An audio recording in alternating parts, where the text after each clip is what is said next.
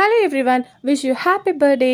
இந்த ஆடியோ கேட்குற யாருக்காவது ஒருத்தருக்கு இன்றைக்கி பர்த்டேவாக இருக்கணும்னு சொல்லிட்டு தான் நான் இதை விஷ் பண்ணுறேன். ஃபர்ஸ்ட் ஆஃப் ஆல், பர்த்டே அப்படின்றது மற்றவங்க நமக்காக செலிப்ரேட் பண்ணணும் அப்படின்ற ஒரு தாட்டை நம்ம மாற்றணும்.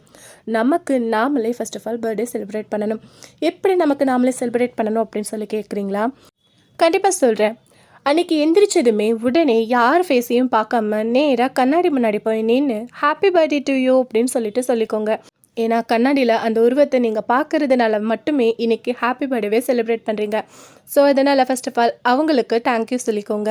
செகண்ட் ஒன், அன்றைக்கி கண்டிப்பாக நீங்கள் புது ட்ரெஸ் வியர் பண்ணணும். என்னத்தை போய் சாதிச்சிட்ட உலகத்தில், என்ன சாதிச்சிட்ட, அவன் அப்படி இருக்கான் எனக்கு இப்படி இருக்கான்ற கதையெல்லாம் பேசாமல் கண்டிப்பாக அன்றைக்கி ஒரு புது ட்ரெஸ்ஸை நீங்கள் வியர் பண்ணுங்கள். அப்படி வியர் பண்ணும்போது உங்களுக்கே ஒரு ஒரு அபரிவிதமான ஒரு சந்தோஷம் கிடைக்கும். அந்த நாளே ஒரு ரிஃப்ரெஷ்ஷாக ஃபீல் பண்ணுவீங்க. ஸோ ஒரு நியூ இயர் அப்படின்றது ஒரு புதுசாக ஒரு நாள் பிறக்கிறதோ இல்லை ஜனவரி ஒன்றோ அப்படி இல்லை.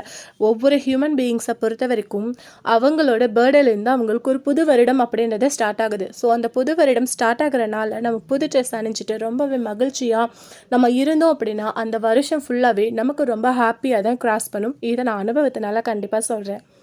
அண்ட் தேர்ட் திங், கண்டிப்பாக உங்களுக்கு பிடிச்ச கோயிலுக்கோ எங்கேயாவது ஒருத்தங்க நீங்கள் எங்கே போனால் உங்கள் மைண்டு ரிஃப்ரெஷ்ஷாக இருக்குமோ, ஹாப்பியாக ஃபீல் பண்ணுவீங்களோ அந்த இடத்த கண்டிப்பாக அன்றைக்கி போய் விசிட் பண்ணுங்கள்.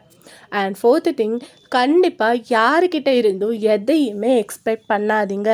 எனக்கு அவங்க விஷ் பண்ணுவாங்க, எனக்கு அவங்க கிஃப்ட் பண்ணுவாங்க, எனக்காக இவங்க கேக் கட் பண்ணுவாங்க, எனக்காக இவங்க அதை செய்வாங்க இது செய்வாங்கன்னு சொல்லிட்டு யார் மேலேயுமே நீங்கள் எக்ஸ்பெக்டேஷன்ஸை வைக்காதீங்க.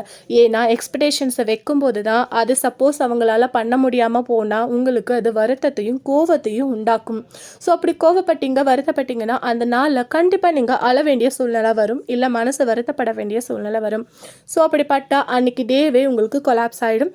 ஸோ அந்த வருஷம் ஃபுல்லாகவே நீங்கள் ரொம்பவே அந்த இன்சிடெண்ட்டை நினச்சி ரொம்ப ஃபீல் பண்ணிகிட்டே இருப்பீங்க. இன்கேஸ் அவங்களுக்கு ஒரு பர்த்டே டேட் வருது அப்படின்னா கூட அன்றைக்கி நீங்களுக்கு ஞாபகம் இருந்தும் நீங்கள் அவங்களுக்கு ஏதாவது கிஃப்ட் ஆஃபர் பண்ணுற நிலமையில் இருந்தும் அதை பண்ணாமல் அவாய்ட் பண்ணுவீங்க. ஸோ இது ஒரு வகையான ரிவெஞ்ச் இல்லையா? அதுக்காக யாருக்கிட்டேயுமே நீங்கள் எக்ஸ்பெக்டேஷன்ஸ் பண்ணாதீங்க. அண்ட் ஃபிஃப்த் ஒன், ரெசல்யூஷனை கண்டிப்பாக எடுக்காதீங்க. இந்த பர்த்டேலேருந்து இதை நான் விட்டுருவேன்ப்பா, இந்த ஹேபிட் எனக்கு பிடிக்கல, இது என்னோடய பர்த்டேலேருந்து இதை விட்டுருவேன், இல்லை இன்னையிலேருந்து இதை நான் செய்வேன் அப்படின்னு சொல்லிட்டு எந்த ரெசல்யூஷனையும் எடுக்காதீங்க. அதுக்கு பதில் மைண்ட் செட் பண்ணுங்கள். இனிமேல் இதை நான் செய்ய மாட்டேன், இனிமேல் இதை செய்வேன் அப்படின்ற மைண்ட் செட்டை கொண்டு வந்துட்டீங்க அப்படின்னா அந்த மைண்ட் செட்டே ஆட்டோமேட்டிக்காக உங்களை அந்த வேலையை செய்ய வைக்கும். ஸோ ரெசல்யூஷனை அவாய்ட் பண்ணிவிட்டு மைண்ட் செட் பண்ணுங்கள். இன்னையிலேருந்து இந்த மாதிரி விஷயங்களை நான் ஃபாலோ பண்ணுவேன் அப்படின்ற ஒரு மைண்ட் செட்டை திரும்ப நீங்கள் உங்களுக்குள்ளே சொல்லிட்டு இருந்தீங்கன்னா கண்டிப்பாக அதுக்கான சேஞ்ச் உங்களுக்கு வரும்.